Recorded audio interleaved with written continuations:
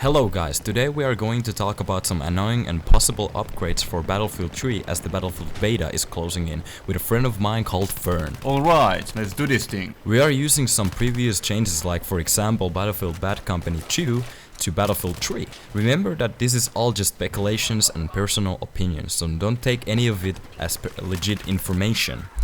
And this video also has two parts in it.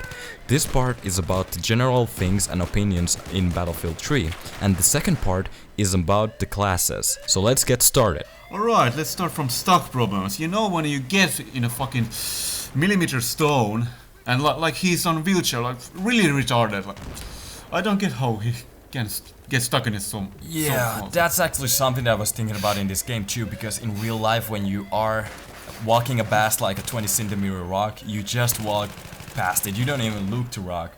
And in this game you actually get stuck in so many stupid things. Like if there's a tree that just blew up and it falls to the ground, it's fallen to the ground, you can't just get over the tree, you have to fucking get past the tree. And it's something really annoying. I died so many times because of this, I raged so many times because of this shit. And I think that is the one of the most important things that they should fix in Battlefield 4. But yeah, let's go to another place. It's useless animation in subtext knifing, misleading animation, and bipod failing. The bipod failing is something that is actually annoying you a lot in Battlefield 3, sorry.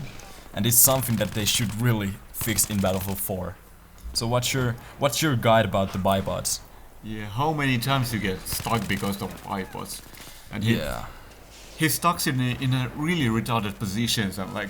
Yeah, it's kind of funny because for me the bipods, they should be like a button that you actually press and you just... It's like the flashlight or the laser side, that you just press them and then the bipods are already out. And when you go in a prone position or close to wall, it automatically puts them into place. Not that every time that you want to aim, it actually starts to deploy bipods. And that's really fucking annoying. And sometimes it doesn't deploy bipods. Yeah, you just die because of them. And misleading animations. And this is actually something that's actually pretty close to my heart because I hate misleading animations. Like the thing that when there's a soldier shooting at you, but it looks like he's freaking reloading his gun. Yeah. What do you think about that? That is something really stupid. Just yeah, it's so retarded and like... What is another animation? When it looks like when you get over something but you don't. Yeah, it just stucks there. Like what the fuck? It does the animation, you can't shoot or anything, but you didn't even fucking pass anything. You're still in the same position, that's so stupid. Yeah. And the knifing. Yes, knifing. So great. If you knife someone, you do it like for so long time that people just shoot you. Yeah, the thing is that, okay, I had a really good spree. I got a really good killing spree, but the thing is that in this game, the minute that you pull out the knife, you're fucked. Either you knife it from the far end of the guy, like in front of the guy, it doesn't kill it with one knife, and sometimes the knife actually bugs. And that's really fucking annoying when you're just standing behind the guy awkwardly just trying to knife him. And that's a fail. That's a fail in the game. And the knifing animation, when you actually take the dog tags, that is far too long. They should do something about it. Yes, I was talking about it. And sometimes some guy takes you down, but you're always looking at him. Like yeah, from the front. That doesn't make fucking a lot of sense. That doesn't just make it. So, well, that's something they should definitely change in Battlefield 4. That's something that I actually think about. And let's go. Internet synchronization, I don't know how to spell that. Synchronization, yeah. Misregistration and other glitches. Like reloading bugs, spotting through the walls. That's really freaking annoying, dude.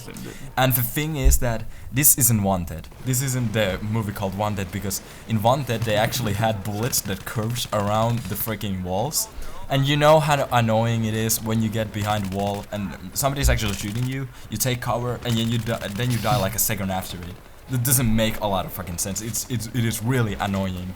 the registration in the server. They should actually change, like code the game a little bit better. Do something about it. And sometimes when you like, I had this a lot with the sniper rifle in close quarter maps.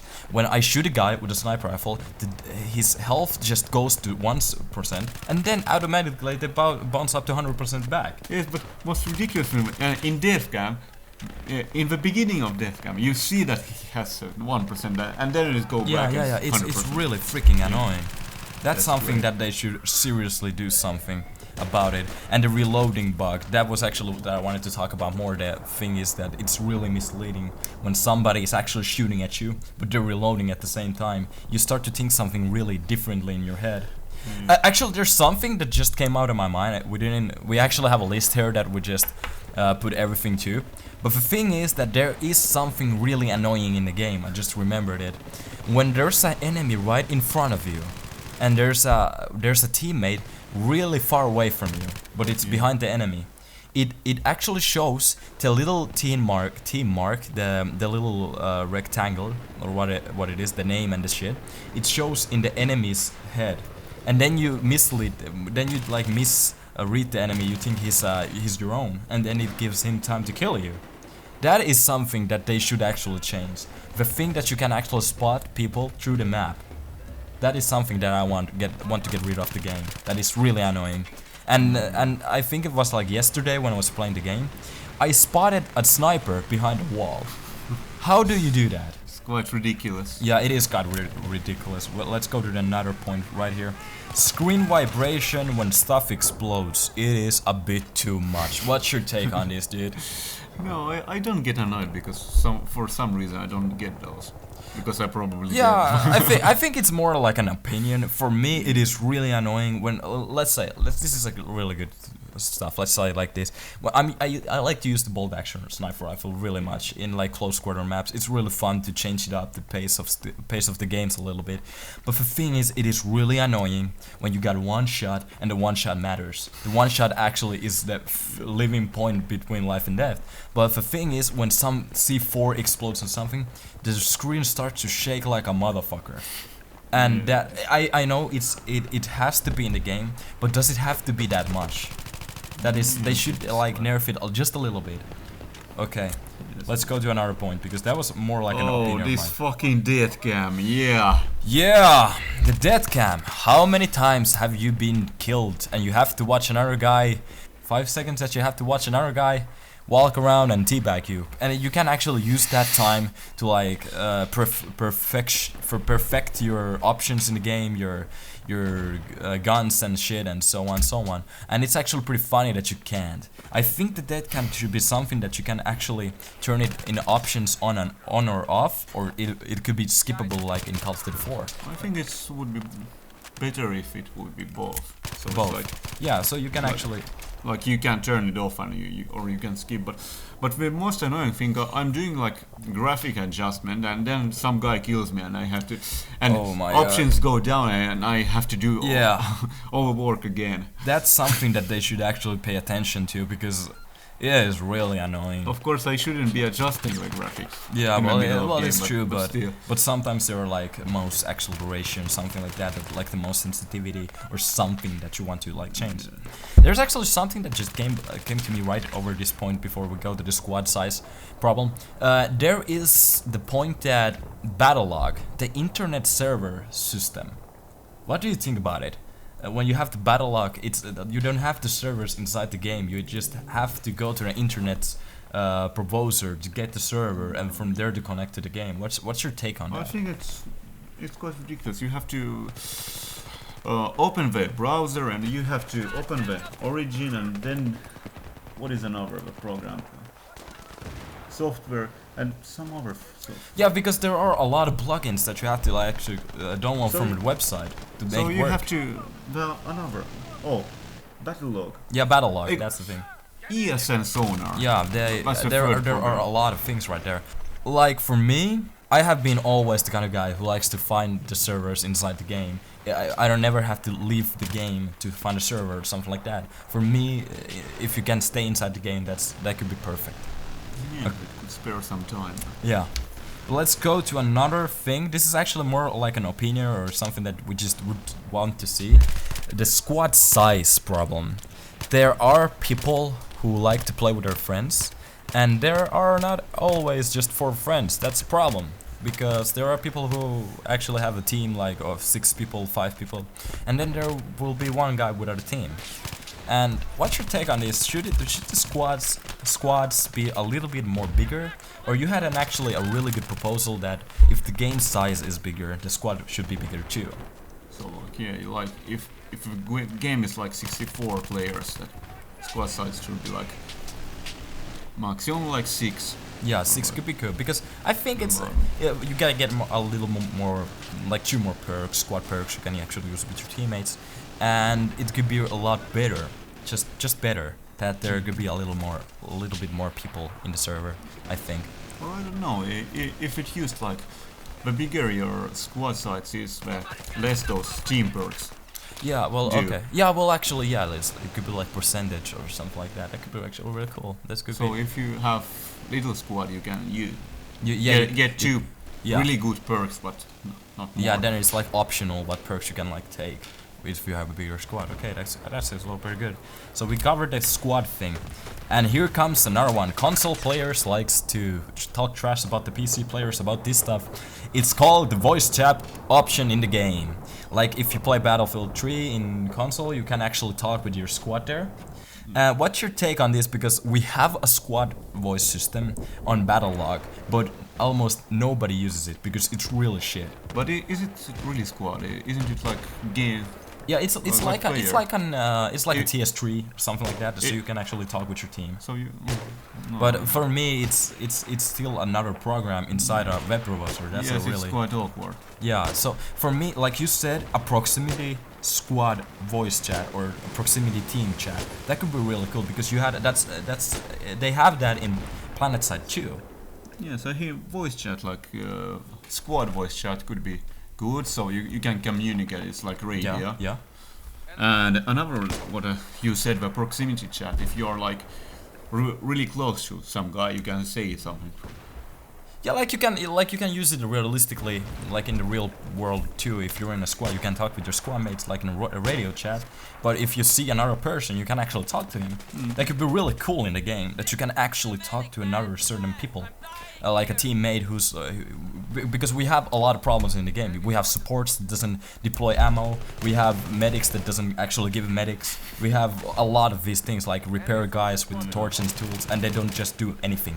And that could be really cool if we have something like that you can actually ask for ammo or for medics or something like that. We actually have to cover this a little bit faster because the gameplay is going to start end or something like that. Okay, so let's go to map time variations.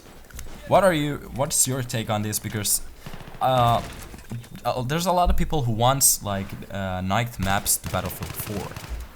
Yes, I think night maps could be cool, but the street lights should be like destroyable. So yeah, because for me too, in the night maps, the lights actually, the flare of the light is a little bit, and in the game the sun is just overkill. The sun in the game is just fucking nonsense. yes, it's quite overkill. Yeah. Ridiculous thing that if you use scope or something, if you scope in, you can see more. Yeah, that's actually pretty. So I just don't understand it. So for me, they should actually reduce. I think in Battlefield 4 there's speculation that they actually did take a little bit off the sun flare and some of the lights, but I'm not sure. That's a speculation. Nobody actually knows that for sure. So that could be really cool. Okay, let's go to another point. yes, and another point is the bullet starting point. So when you aim something and then you shoot your gun, the bullet starts from your head and not from your barrel. And this point is like, it's great for camping, and you can spot the camper that easy. And I think it's just ridiculous. Yeah, it like somebody the likes cover. to head glitch a lot. This is something that they actually have in competitive game mods in Battlefield 3. That people likes to head glitch, like in CS:GO, CS. It's really popular in there. That you're actually behind a box, that people just can't see your top of your head. and it gives you a great advantage, and that's really bullshit because in real life, like you people actually know, when you hold a gun, the bullet doesn't leave from your head, it actually leaves from the barrel of the gun. So that's something that it could be really cool, but if they don't make it, it's not something that I will really rage about, but that could be a really cool factor for the game. Yes, in fact it could be, but it's not like... Yeah, it's not so important, but it could be really cool. Not so crucial. But and this is something that you actually found out. Yes, the cartridge difference, because right now, in fact exactly in Assault class, all the guns are the same. They do the same damage. And yeah, it's actually ridiculous. In fact, in every class. Yeah, because they're like if you look at the AK-74M, nobody almost uses that except in competitive game mode because it's so accurate. The thing is that people use M16, M416, and like AUGs. Those are the main weapons that people use, because the other guns, they just shoot a lot more less. The rate of fire is just so much less compared to other guns. It doesn't make a lot of sense. Because for me, because every assault rifle gives the same amount of damage, and they should actually do something about it for me. Yeah, so I think that should be variables, and the speed, damage, and recoil should be determined by the cartridge and barrel length. Yeah, that's actually true.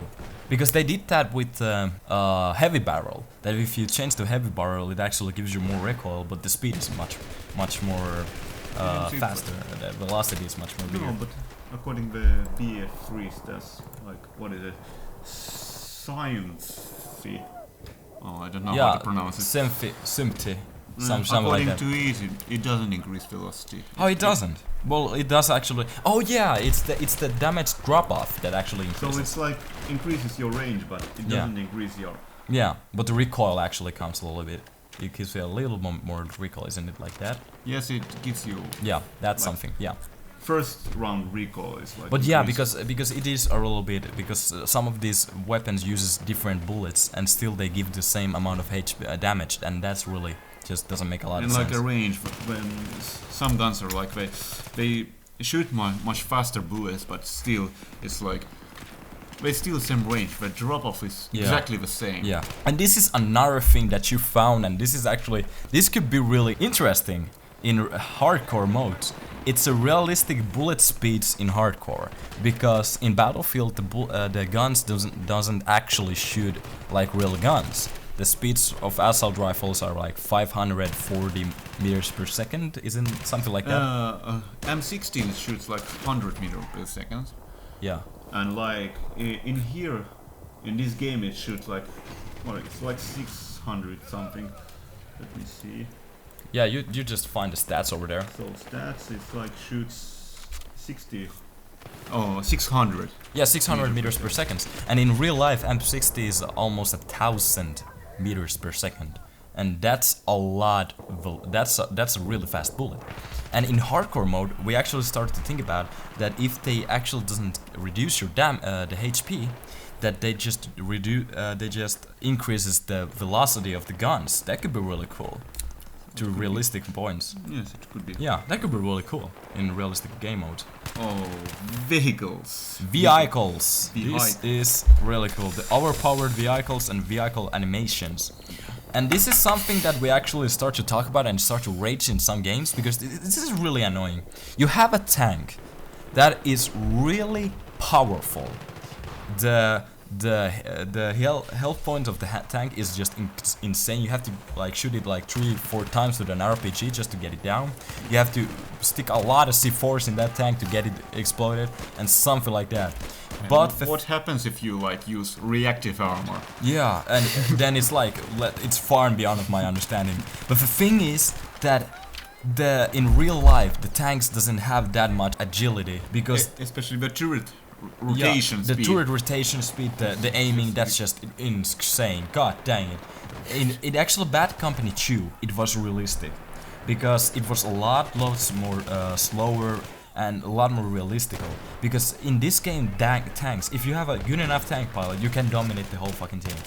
And it is impossible. It's ridiculous, and I think that they repair themselves quite too fast, because you take cover and your tank magically repairs him. Like. Yeah, it's actually pretty interesting that the engineers the repair magic stick or something like that. It almost repairs the tank. It repairs the tank faster that you can actually shoot it with an I RPG. wasn't talking about that stick. I was talking about self-repair. Oh, self-repair, well, that's something true. It could be actually really cool that it doesn't have any repair at all. That it will increase the team gameplay a little bit more. That engineers has to repair tanks. It is especially annoying in helicopters when you almost shot it and there it goes for like a minute somewhere and then he's there again. Yeah, and that's actually something. That's actually a good point because I almost forgot this. That when you're actually flying with the chopper, you can actually shoot for infinite hours. And in Planetside 2, they actually fixed this.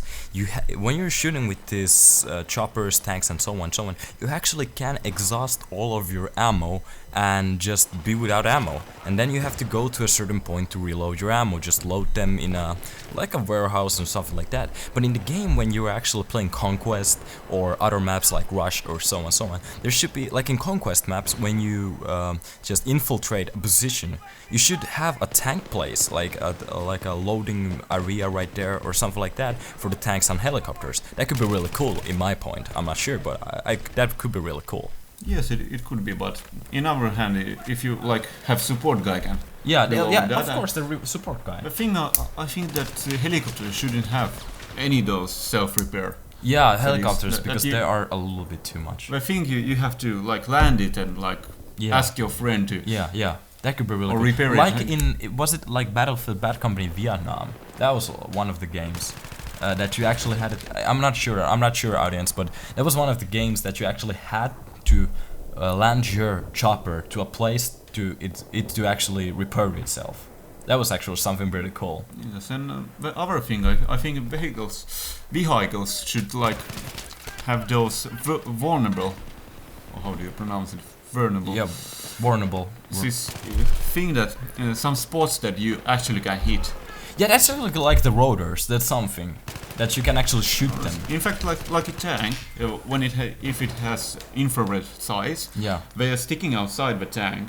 In fact, you can shoot them to like annoy the tank, so he can aim it like infrared. It's actually true that you can actually shoot the at least with like the sniper rifle. Yeah, that could be actually really cool. But and like helicopters should also have vulnerable spots. Yeah. Well, that's the end of the first video, and thank you for watching first of all, and remember to leave a rate, comment and share. We actually read all the comments and we're looking for really good opinions there. If you have any good opinions that what they should actually change in Battlefield 4, I'd really like to read them. And the rating, comment and sharing will help me a lot to grow on YouTube, so thank you if you did that. And we are actually going to discuss about that if they're gonna nerf the classes or they're gonna change something about the classes. We're gonna make a video about that too. So I'm gonna leave a link right in the video, and just thank you for watching. That's about it. Thank you, bye bye.